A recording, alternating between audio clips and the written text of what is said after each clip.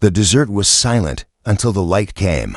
A blinding flash cut across the night sky, turning sand into silver. Then came the sound like thunder trapped inside metal. The ground shook beneath Daniel's boots as the object crashed just beyond the dunes. He had been fixing a power line near the old salt flats, alone, when the sky broke open. For a moment, he thought it was a plane going down. But no plane moved like that, zigzagging, stopping mid-air, then falling straight down like it had been pulled.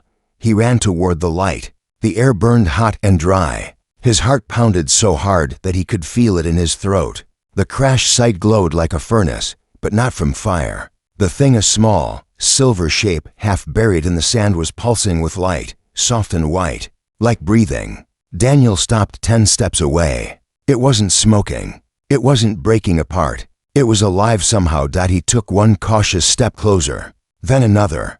The sand beneath his boots vibrated, and before he could move back, the air around him folded inward, sucking the breath from his lungs. The stars twisted like wet paint, and the desert disappeared. When Daniel opened his eyes, he was inside a room. Everything was white. The floor looked soft, like foam, but it held his weight. The walls curved upward, smooth and without corners. It didn't look like metal, more like light frozen in shape. The air smelled sweet, and it hummed quietly, like a heartbeat hiding in the walls. He tried to stand, but the ground shifted under him like water. His head spun. "Hello," he called, his voice echoing back strangely, as if the air itself was speaking. Then he saw her. She was standing by the far wall, only 3 feet tall, with eyes too large for her face, silver, bright and full of calm curiosity. Her skin shimmered faintly, pale with a bluish glow under the light. Her hair, or something like it, floated around her head, moving as if underwater. She looked like a child, but her expression carried the stillness of someone much older. Daniel froze. The girl tilted her head, studying him. Then, in a soft and melodic voice, she said, "Pet." He frowned. "What?" She stepped closer, her small feet making no sound. She pointed at him again, her lips curling into a faint smile. "Pet," she repeated, more firmly this time, as if she was certain. "I'm not your pet," Daniel said, taking a step back. "Where am I? What is this place?" The girl blinked slowly, not seeming to understand, or maybe pretending not to. She reached out a hand. Daniel hesitated, but before he could react, the air shimmered again. The walls rippled, and the floor beneath him turned to liquid light. He sank to his knees as the entire room began to move. Outside the walls, through what now looked like a transparent dome, he saw the desert shrinking below. They were lifting off. His stomach dropped. "No, no, no, no, stop." He pounded on the wall, but it absorbed the hit like soft clay. The small girl only watched, her large eyes calm. "Stop." He shouted again. "Let me out." She tilted her head again, almost sadly. "No, go back," she said in slow, broken words. "Not yet." The ship, or whatever it was, rose higher and higher. The stars became a river of light. Daniel pressed his forehead to the wall, trying to understand what was happening. It wasn't a dream. The air was too cold, the hum too real. When he turned, the girl was closer, just a few steps away. She carried something small and metallic, like a toy. She held it up and pressed it against the wall. The lights dimmed, and part of the floor hardened again. She looked up at him and said something quiet in a language he didn't know. Daniel sat down, breathing hard. "You speak English?" he asked. She thought for a moment, then said softly, "Little." "You stay." "I'm not staying," he muttered. But his voice was weak, and the room didn't have doors, just endless, curved walls. The girl walked to a small platform and touched a panel. A soft mist filled the air. Daniel coughed and stumbled back, but the mist didn't hurt. Instead, it made him dizzy. He felt his body slow, his mind blur. The last thing he saw before everything went black was her face, watching him with strange sadness, whispering something that sounded like a lullaby. When he woke again, the room was dark. He was lying on a soft surface, and the hum was louder now, steady and rhythmic. His wrists were free. The girl was gone. Daniel stood slowly, his head heavy. A faint red glow pulsed from one wall, a shape like a door, except it looked alive. He walked toward it, feeling drawn by the sound coming from inside. It wasn't mechanical, it was beating. Just as he reached out to touch it, a voice whispered behind him, "Hide." He spun around. The alien girl stood at the far side of the room, her silver eyes wide with fear for the first time. "Hide," she repeated urgently. "It coming." Before Daniel could ask what she meant, the lights flickered and the hum turned into a roar. The roar faded, but the fear stayed. Daniel gripped the edge of the glowing wall, staring at the small alien girl who had just whispered for him to hide. Her silver eyes darted across the room like she could see things he couldn't.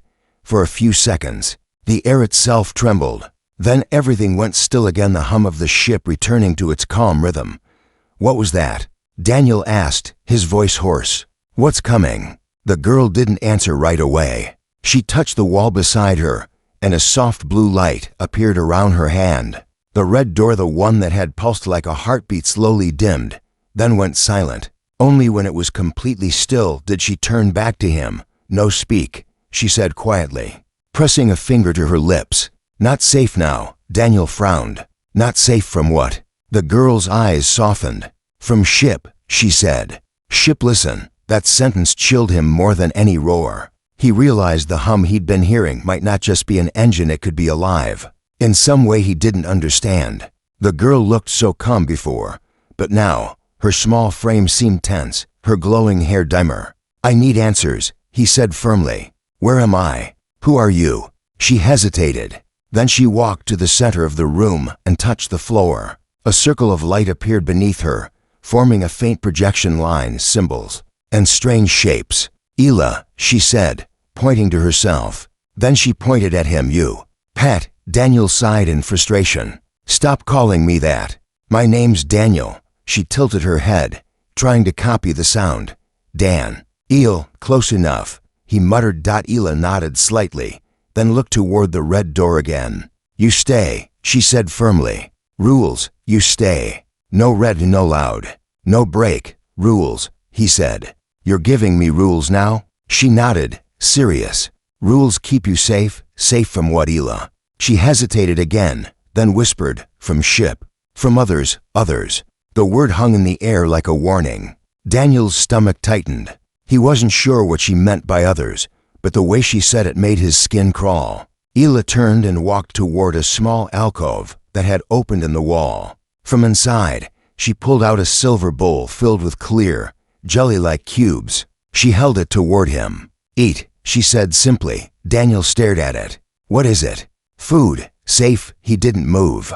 The last thing he trusted was anything she gave him. She watched him for a moment, then took one cube and popped it into her mouth. She chewed slowly, swallowed, then smiled faintly. "See it." He sighed and took one. The cube melted instantly on his tongue, tasting faintly like apple and rainwater. It wasn't bad, just strange. While he ate, Ela sat cross-legged nearby, watching him with quiet interest, like a scientist studying a new species. Every now and then, her fingers traced shapes in the air, symbols that glowed briefly before fading. Daniel finally broke the silence. "You said others. What are they?" Her silver eyes flickered toward the ceiling. "Hunters. Not like me." "Hunters?" "Yes, they find what should not be, and I'm one of those things." She looked at him for a long moment, then said softly, "You not should be here. But you are. So I keep you." It wasn't a threat. It sounded almost protective, but that didn't make him feel better. He leaned back against the soft wall, trying to make sense of everything. "You keep me like a pet." Ela nodded. "Pet safe?" Daniel laughed bitterly. "Yeah, great. Safe in a cage." Her expression changed. For a second, her eyes looked almost human, sad, thoughtful. She lowered her gaze. "Cage is sky," she said softly. "All cages are sky." He didn't know what that meant, but the way she said it made his chest tighten. Hours passed, if hours even existed here. The light never changed. Ela moved around the room quietly, adjusting panels, touching the walls, humming to herself in that same melodic tone. Daniel watched her, wondering how someone or something so small could control something so advanced. Then he noticed something. Each time she passed near the red door, the glow pulsed faintly, as if reacting to her presence. She always avoided looking at it, but the red light seemed alive, waiting. When she finally left the room through a hidden opening, Daniel approached it. The hum grew stronger the closer he got. The surface wasn't smooth now, it looked like it was breathing. A faint vibration filled his fingertips as he reached out. "Don't," a voice said behind him. He spun around. Ela was standing in the doorway, her expression hard. "No touch red," she said, stepping closer. "I hear you. What's behind it?" he demanded. Her small face tightened. "Heart, the ship's heart?" She nodded. "Heart not like yours. Heart, remember." Daniel stepped back slowly. "Remember what?" "Everything," she said softly. "Every scream, every word, every death." He froze. The calm hum of the ship suddenly sounded darker, heavier. He realized the walls might be listening even now. Ela touched the red door gently. "Sleep," she whispered, and the glow faded again. Then she looked at him, her face serious. "You break rule, ship wake. You know safe. Why are you helping me then?" he asked quietly. "Why not just let me go?" She paused. "You fall from sky," she said. "I find. Rules say I keep what fall." That sounded like a law to her, something sacred. Daniel rubbed his temples, trying to think. He was trapped, but she didn't seem cruel, just bound by rules he didn't understand. Still, he couldn't stay a prisoner. He watched as she turned away, distracted by a soft alarm that blinked near one wall. While she checked it, his eyes caught something, a small crack at the base of the red door, almost invisible. Inside it, faint and quick, was a pulsing light, and a sound that didn't belong to the ship. It was a heartbeat. Not his, not hers. Someone or something was alive behind that door. Before he could look closer, Ela turned back toward him. Her eyes were sharp now, glowing silver white. "You heard it," she said quietly. "Didn't you?" Daniel didn't answer, but the ship did. The hum rose like a growl. Daniel didn't sleep that night, not that he could tell what night meant in a ship with no sun, no clock, no horizon. The silence had weight. Every few minutes, a faint thump came from behind the red door, like the heartbeat of something dreaming or waiting. Ela sat in the corner, her knees pulled to her chest, eyes closed. She looked peaceful, but Daniel had learned that peace on this ship was just a pause between strange things. He paced. The ship shifted beneath his feet, floating through space so smooth it was easy to forget they were moving at all. Finally, Ela opened her eyes. "You not sleep," she said softly. "Hard to sleep when there's a monster heart behind a door." Daniel replied. "And when your kidnapper calls you her pet?" She frowned slightly at the word kidnapper, then looked away. "You fall, I find. That not same." He wanted to argue, but her voice had no cruelty in it, only truth, the kind that didn't care how it sounded. She stood up, touching her wrist. The bracelet she always wore flashed with dim blue light. Symbols projected into the air between them, shifting and spinning. It looked like a map, but not of any place Daniel knew. Stars and lines connected, like veins across the sky. "What is that?" he asked, stepping closer. "Map," Ela said. "My people call it the path of return." Daniel leaned closer. The pattern of stars shimmered, each one pulsing in time, with her heartbeat, or maybe the ship's. Some lines bent, others ended suddenly. It looked less like a guide and more like a scar. He pointed at one jagged section. "Why does it look broken?" Ela hesitated. Then she pulled up her sleeve. Beneath the soft glow of her skin, he saw faint silver mark scars. They weren't random. They matched the broken lines on the map exactly. Daniel felt a chill crawl up his spine. "You carved it into yourself?" She shook her head. "Not carve. Mark appear when we lose way. Sky remember. Body remember too. Your body remembers where you've been." "Yes." Every path burned inside. He stared at her, unsure if he should be amazed or horrified. "You're saying your skin is the map?" Her large silver eyes met his. "Yes, map made of scars. Lost paths live on us." He couldn't speak for a moment. The idea that her flesh carried the record of her travels, of her mistakes, was beautiful and terrible. "You said this is the path of return." "Return to what?" "Home," she whispered. "But home gone now." Light turned to dark. "We run. Run from what?" Her lips parted as if to answer, but then the ship groaned a deep, shuddering sound that made the walls tremble. The map on her bracelet flickered. Ela grabbed his wrist, pulling him down just as a surge of white light filled the room. When it faded, they were both on the floor, breathless. The map projection was gone. What was that? Daniel gasped. Storm, she said, standing up shakily. Sky storm. Memory places break when storm come. He looked around, trying to see through the curved wall. Through the faint mist of light, he caught a glimpse of something vast outside, an ocean of glowing waves, rippling through space like a sea made of glass. It was beautiful. It was endless. It was terrifying. The storm outside pulsed again, and for a second, Daniel saw something reflected in the wall, something small and rectangular. He stepped closer. It was a photograph. His photograph. He froze. It was burned around the edges, but he could still see his own face, years younger, maybe 5 or 6. He was standing in front of an old factory, smiling with grease on his hands. Where did you get this? He whispered. Ela blinked, confused. What is this? He ripped the photo free from where it had been embedded, hidden under the wall's surface like it was part of the ship itself. How did this get here? She stared at it for a long time, her eyes unreadable. Ship remember many things, she said at last. Some fall from sky, some we save. Daniel shook his head. This is impossible. That picture was taken on Earth years ago. You can't just have it here. Ela turned her gaze toward the ceiling. Not impossible, she said softly. Sky not straight. Time not one line. What does that even mean? Maybe you fall before you fall, she said simply. Daniel felt his heart race.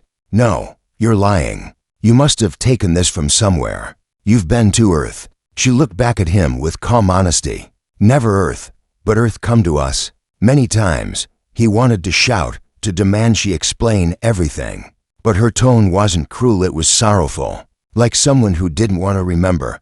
She reached out and took the photo from his trembling hand. Her fingers brushed his, and suddenly, the wall around them lit up again, not with stars this time, but with memories. Images flickered in the air, people walking through factories, cities glowing at night, clouds swirling over oceans.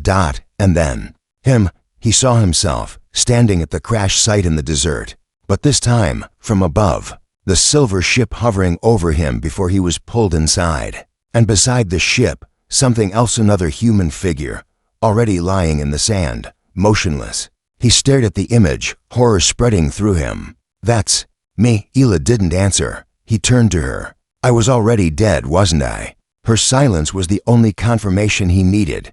The ship hummed again, lower, like a heartbeat slowing down. The photograph in Ela's hand burned into light and vanished. Why bring me back? He asked quietly. Because ship choose you, Ela said. Ship need memory. You fix what broken. He stepped back, shaking his head. Fix what? I'm not an engineer for this. I don't even know what this thing is. You fix heart, she said simply. Only you can. Why me? He whispered. Ela's expression softened again. Because ship remember you before. Before what?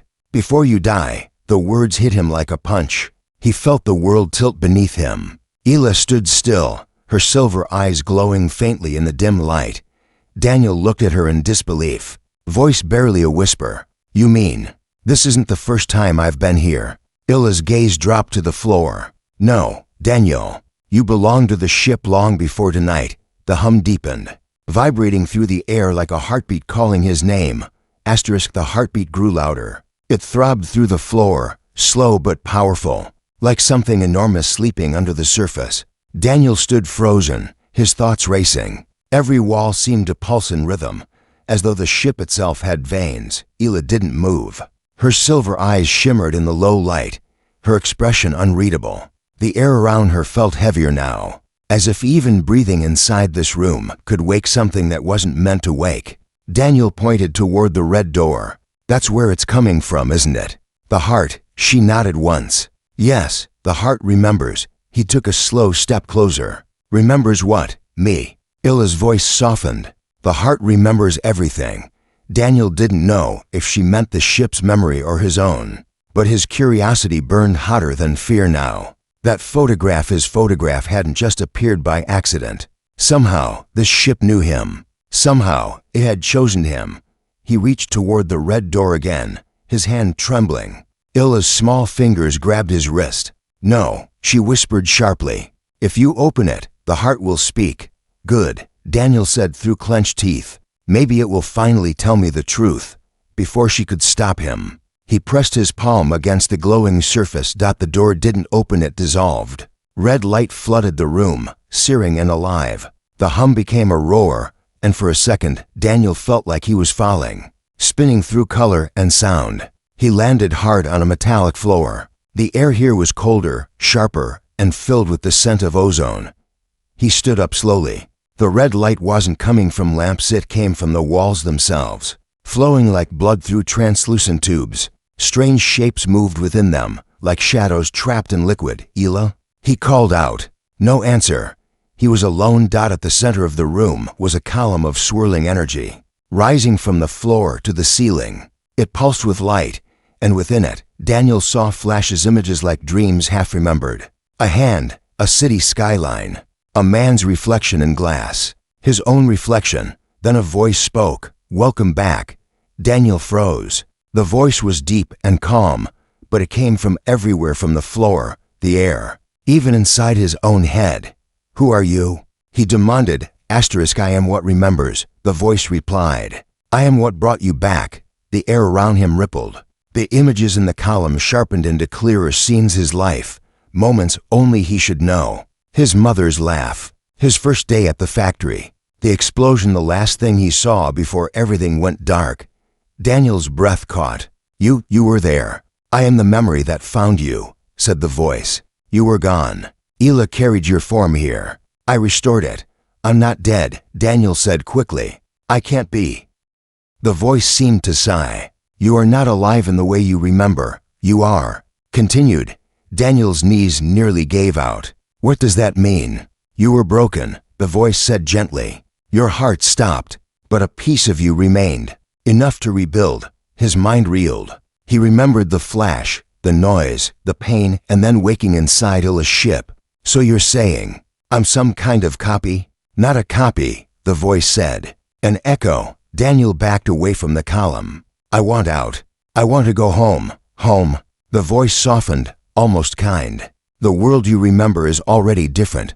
Time does not flow here. You are between moments, Daniel.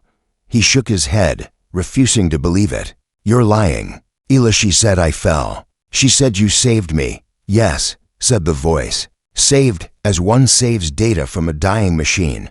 The words hit harder than any punch. His life, his memories, his feelings, they were nothing but files in a system that could delete him in a blink. The voice continued, calm but heavy. The ship needs memory. It feeds on what is remembered. You are part of it now. That is the price of being saved. No, Daniel whispered. I didn't ask for this. You did not have to, said the voice. Your fear asked for you. The red light dimmed slightly, and the floor shifted beneath his feet. New shapes formed on the walls, rows of images. Each one showed a human face. Different people, different ages. Some were smiling. Others were terrified. He stepped closer. One face looked familiar. A man with a scar across his eyebrow. He'd seen him before on the missing persons posters near his worksite. The man who'd vanished near the salt flats 3 years ago. They were saved too, said the voice. Daniel's stomach turned. Saved or taken? Both. He stumbled backward, his mind spinning. You can't keep people here. You're trapping their souls. I do not keep, said the voice. I remember. When they are forgotten, I am their sky. Suddenly, the red light flared again. The walls trembled, and Ela appeared in the doorway, her small frame shaking. Daniel, she cried. You open the heart. You wake it. I had to know. He shouted. It said I died, Ela. It said you brought me back. Her eyes glistened. Yes, you die. I find you. I bring you here. That is law. Save what can be saved. You knew. His voice cracked. You knew what I was. She nodded slowly, tears shimmering on her cheeks like tiny stars. I not want you to know. Not yet. The voice spoke again, louder now. The memory is unstable. He remembers too much. The floor split with a loud crack, glowing red veins racing across it.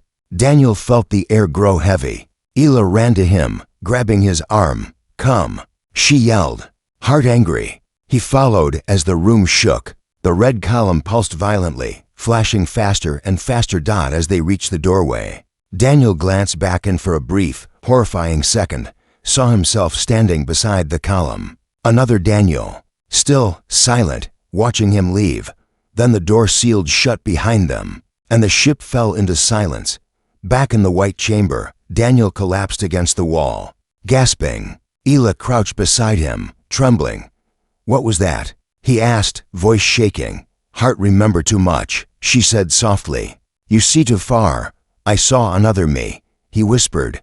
Ila's eyes filled with sadness. Every echo leaves a shadow. Daniel looked up at her, fear and confusion twisting inside him. "Then how many shadows are there?" Ela didn't answer. She just looked toward the red door, where faint whispers now echoed from the other side, voices repeating his name over and over again. The whispers behind the red door didn't stop. They spoke his name in soft, broken tones, like wind trapped in glass. Each voice sounded almost human but not quite. Too hollow, too close.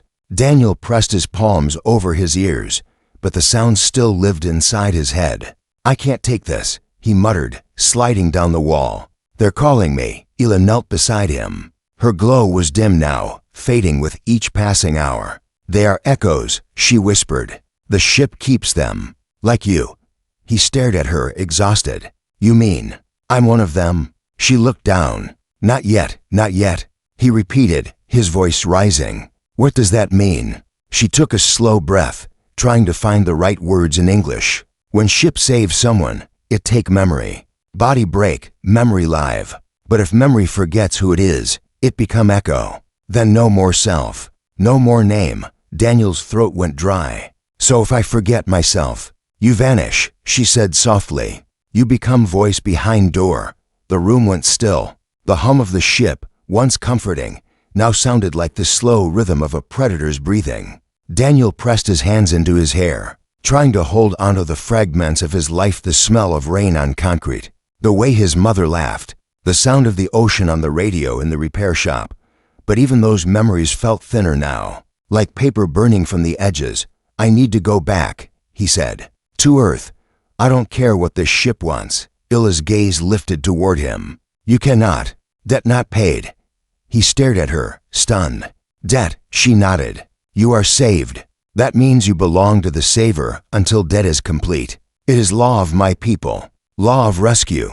Daniel stood, his anger rising. "That's not a rescue, that's a prison." Her expression didn't change. "Law say, the one who saves owns the saved. Until the heart is healed." "The heart," he repeated bitterly. "That thing behind the red door?" "Yes," Ela said. "The ship's heart is sick. It remembers too much. You are from the same world as the broken memory. You can fix it." He laughed hollowly. "I'm not an alien mechanic, Ela. I fixed power lines, not living spaceships." She shook her head. "Not your hands. Your memory. You have what ship lost." He felt dizzy. The room tilted slightly, lights flickering in the ceiling. "What did it lose?" "Time," she whispered. "The path between moments. Ship forget how to return."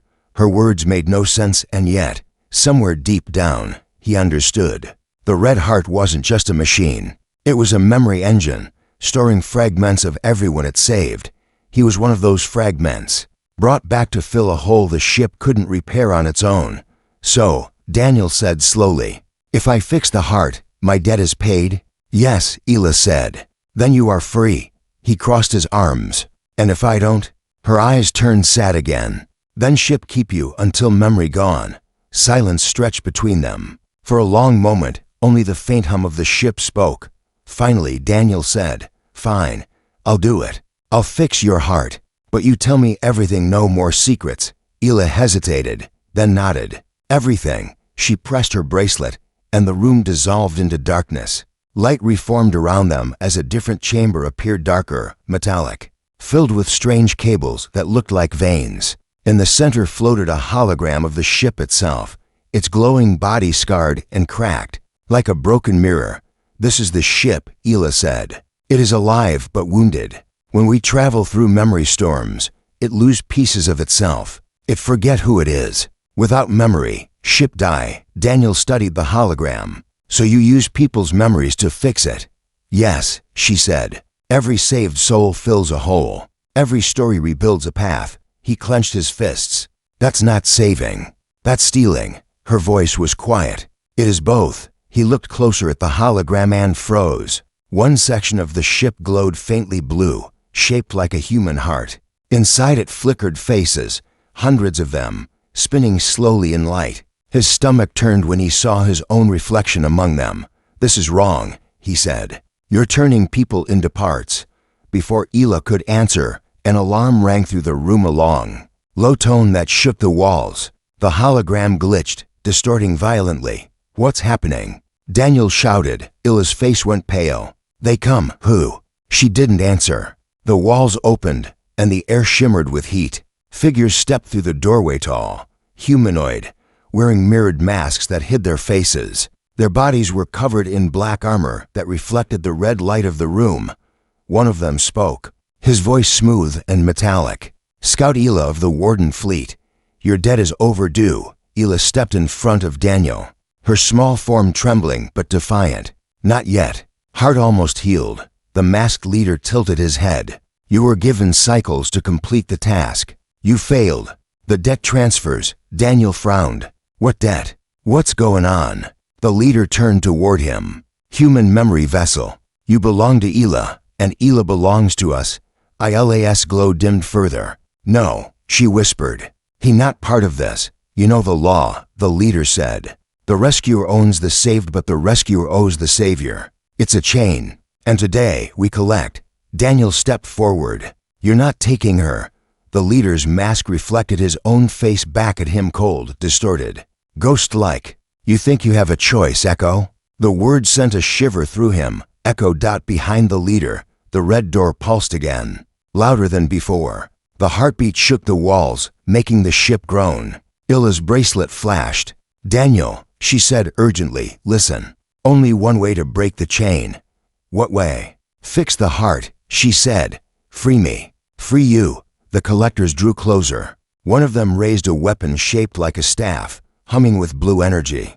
Ila's eyes shone with sudden, fierce light. "Go," she whispered. "To the core. I'm not leaving you. You must." She slammed her bracelet against his chest, and before he could argue, the floor opened beneath him. A beam of light swallowed his vision, pulling him downward into the dark belly of the ship. As he fell, the last thing he saw was Ela, small, glowing, standing against a circle of tall shadows, and the red door bursting open behind her, like a sunrise made of blood. Daniel hit the metal floor hard, the impact knocking the breath out of him. He rolled onto his back, gasping, staring up at a ceiling alive with pulsing veins of blue light. The air here was thick and warm, heavy with the scent of ozone, and something faintly sweet like burning sugar. Above him, he could still hear muffled voices, shouts, mechanical growls, and Ila's small, defiant cry echoing through the walls. The collectors had come for her. He forced himself to his feet. The chamber he had fallen into wasn't like the soft, curved rooms above.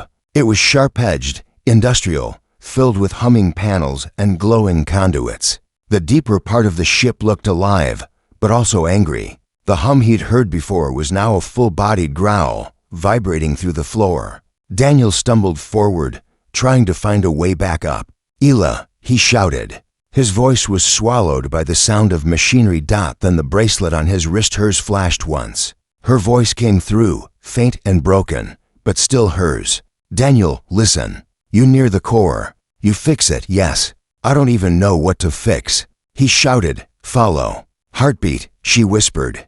"Heart lead you. When it stops, so do I." The message cut out. Daniel stared at the bracelet, his pulse pounding. He looked around, then turned toward the deepest part of the room, where the heartbeat was loudest. Each thump made the lights flicker. The walls seemed to breathe.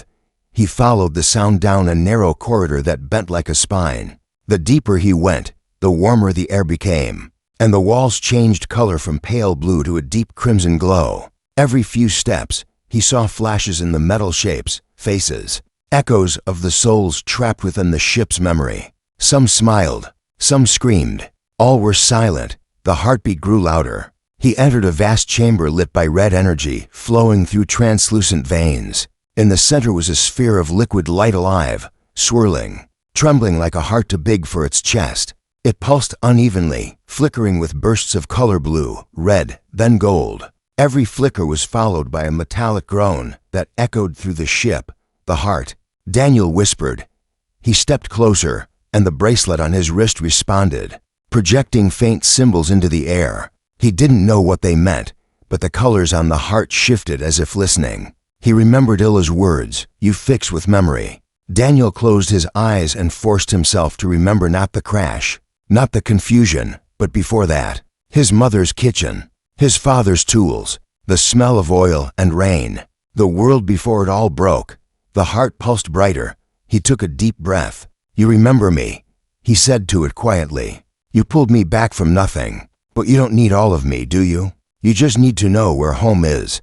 The heart answered with a low, sorrowful hum. A ripple of light spread across the chamber, revealing that the walls were covered in embedded images, stars, maps, galaxies half erased. Suddenly, a hiss filled the air behind him. Daniel turned and saw one of the collectors standing in the doorway, its mirrored mask gleaming under the red glow.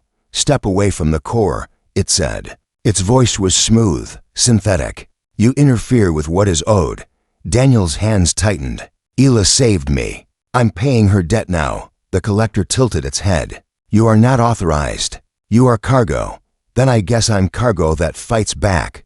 The collector raised its staff, the tip humming with energy.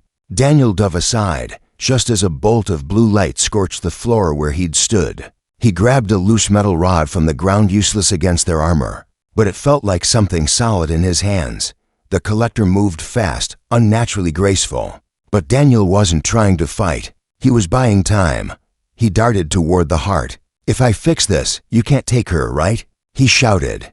"You can't take what's free." The collector hesitated for a fraction of a second, and in that heartbeat, Daniel slammed his hand, bracelet and all, against the pulsing core. The world exploded in light. Memories flooded through him, millions of voices, places, lives. He saw Earth from above, glittering blue and white. He saw cities, storms, wars, laughter, dreams, all of it flashing before him in a torrent. He felt the ship's pain, its confusion, its longing to return to a place it no longer remembered. And through it all, he heard Illa's voice. "Daniel, listen. You fix not by building. You fix by reminding. Make it remember home." He focused on one image's own small house by the salt flats, where the air smelled like rain and rust. He remembered the steady rhythm of machines in the workshop, the hum of life, the beating heart of Earth itself. "Remember this," he whispered to the ship. "This is where we come from." The light around him changed red to gold. The hum deepened, steadied. The walls stopped shaking. The collector stumbled backward, clutching its mask. What have you done?" Daniel fell to his knees, dizzy but alive. "I made it remember." The heart pulsed once, then again, stronger. The entire ship seemed to exhale, releasing a wave of warmth that swept through every corridor. Through the bracelet, Illa's voice returned, clearer now, softer. "Daniel, you did it." He smiled weakly. "Tell me that means the debt's paid." There was silence, then her gentle reply, "Almost. But collector's not done yet." As if on cue, the doorway filled with more masked figures. But this time, their armor flickered, the mirrored masks cracking. One dropped its weapon, clutching its head. The ship itself was rejecting them. The heart glowed brighter, wrapping the chamber in golden light. The collectors screamed as their reflections shattered into dust, vanishing one by one until only Daniel remained. When it was over, the heart dimmed to a soft blue. The hum settled into a calm rhythm, steady, alive, peaceful. A hatch opened in the wall, and Illa stepped through. Her small figure was covered in faint burns, her glow faint but beautiful. She looked up at him with tired eyes and the smallest smile. "You fix it," she said simply. He laughed weakly. "You doubted me." "I never doubt, pet," she said, teasing softly, though her voice trembled with emotion. He shook his head. "Stop calling me that," she smiled sadly. "Then what are you?" He thought for a moment. "Maybe free." Illa's eyes shimmered. "Then dead is done." But before Daniel could respond, the heart pulsed once more, one last golden wave that wrapped around them both. The floor shifted beneath their feet, and gravity seemed to vanish. The ship was moving, no longer drifting through nothing. It was going somewhere, through a small window above. Daniel saw it, the curve of earth glowing against the dark. Home, he turned to Ela. We're going back. She nodded faintly. Yes, but not both. The words froze him. What do you mean? She touched the bracelet on his wrist, her small hand warm against his skin. Only one can return. Ship choose. Ship give back what it borrowed. Daniel's heart stopped. No, Ela. The light grew blinding, and she smiled one last time. You fix heart. Heart fix you. Goodbye, Daniel. And then the world turned to white. Light surrounded Daniel like water. Warm, golden, endless. For a long moment, there was no sound, only the steady thrum of a heartbeat, calm and certain. He felt weightless, drifting between nothing and everything. Then the light cracked. He fell. Air rushed past him, hot and dry. The light vanished. The world returned. Daniel hit the ground hard, sand exploding around him. The desert. The salt flats. Night again. The stars above were still, silent, and familiar. He gasped, rolling onto his back. The sky looked normal. No pulsing lights, no hovering ships. Only the moon hanging low and pale above him. For the first time since the crash, he felt air that was real, dusty, human air. He sat up slowly, his body aching but alive. He looked down at his wrist. The bracelet was gone. Only a faint, circular mark remained, glowing for a few seconds before fading into his skin. Ela. He whispered. His voice disappeared into the empty desert. He stood shakily, scanning the horizon. The crash site was gone. No wreckage, no fire, no metallic shimmer in the sand. Just silence and the faint echo of his own heartbeat.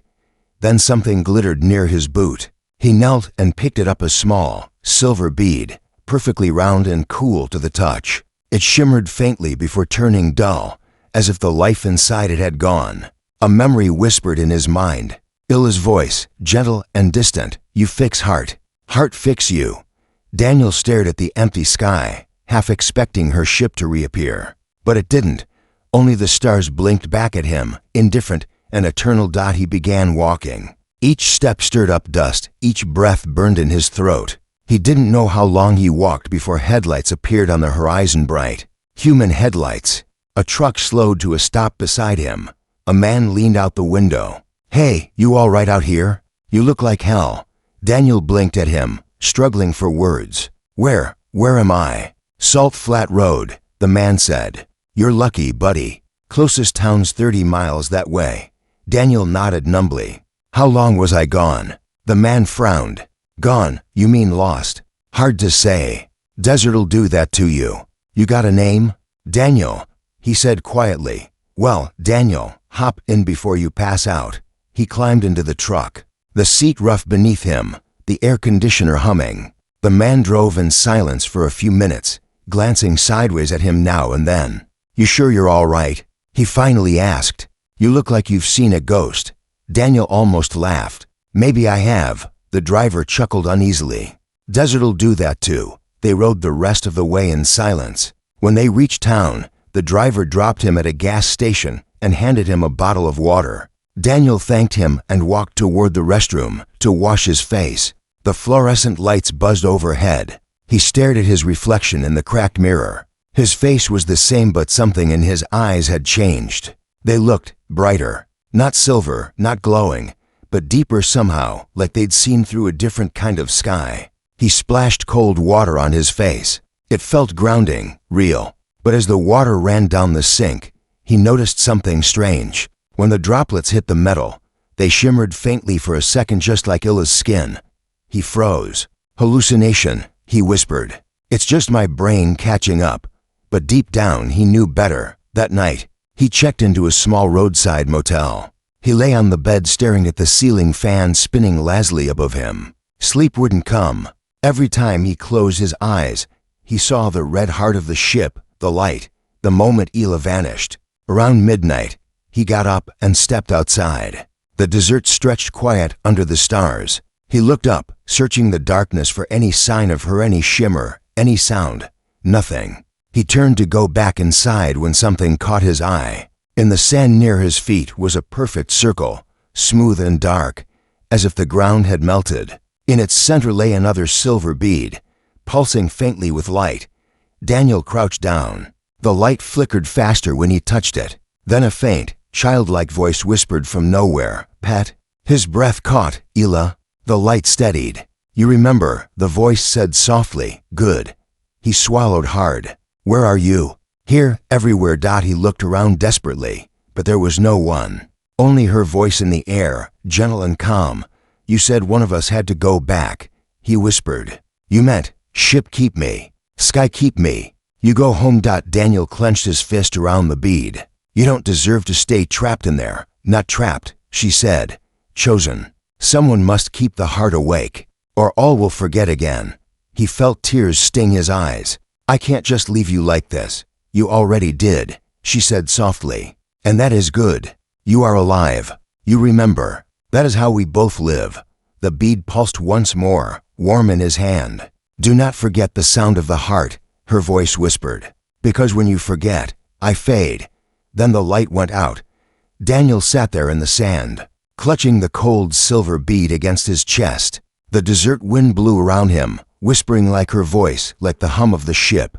He didn't know how long he stayed there before the horizon began to glow with dawn. The first sunlight washed across the salt flats, turning the world gold. He stood slowly, the bead still in his hand. He looked up at the morning sky, the same sky that had taken him, saved him, and given him back. Somewhere up there, Ela was watching, holding the memory of everything alive. He smiled faintly. "Goodbye, Ela," he said, "and thank you." As he turned to walk away, the bead in his hand shimmered one last time and the faint hum of the ship echoed through the air, blending with the sound of the wind. For the first time, it didn't sound frightening. It sounded alive. Daniel walked toward the road, his shadow stretching long behind him. The morning sun climbing higher, the desert silent except for one heartbeat, steady, patient, and free.